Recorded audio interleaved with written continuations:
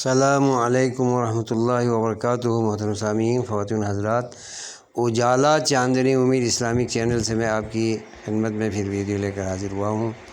میں ویڈیو سن رہا تھا جاوید احمد غامدی کی، جو غار حراء میں نبی پاک پر جو وحی نازل ہوئی تھی اور فرشتے سے ملاقات پر جو آپ سے کہا گیا کہ پڑھیے، تو آپ نے فرمایا کہ میں پڑھا ہوا نہیں ہوں، میں پڑھ نہیں سکتا ہوں۔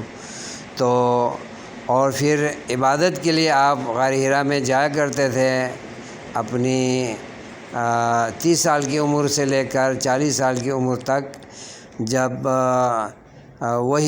پہلی وحی آپ پر اترنے تک۔ تو اس واقعے کو جاوید احمد غامدی افسانہ کہتا ہے، جس کو صوفیہ نے گڑھا ہے۔ تو اس سے معلوم ہوتا ہے کہ وہ احادیث کا منکر ہے، اور کہیں تو وہ کہتا ہے کہ روایات کو مانا جائے گا اور تسلیم کیا جائے گا، لیکن کبھی یہ کہتا ہے کہ قرآن میں اس کی تفصیل موجود نہیں ہے، قرآن میں تفصیل موجود نہیں ہے تو اسے رد کیا جائے گا۔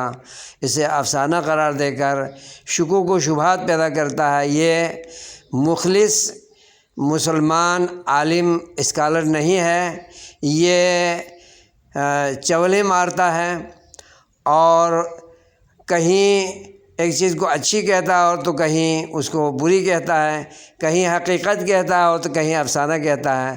تو اس کا دماغ جو ہے نا وہ یکساں نہیں رہتا، اور کبھی جنون میں آ جاتا ہے اور کبھی صحیح بات کرتا ہے اور کبھی اس صحیح بات کو ٹھکراتا ہے۔